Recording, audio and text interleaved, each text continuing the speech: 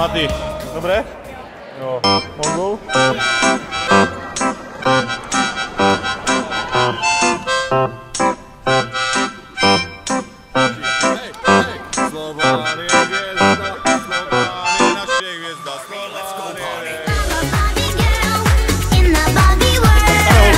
Terka, Kamča, Kája a Florian.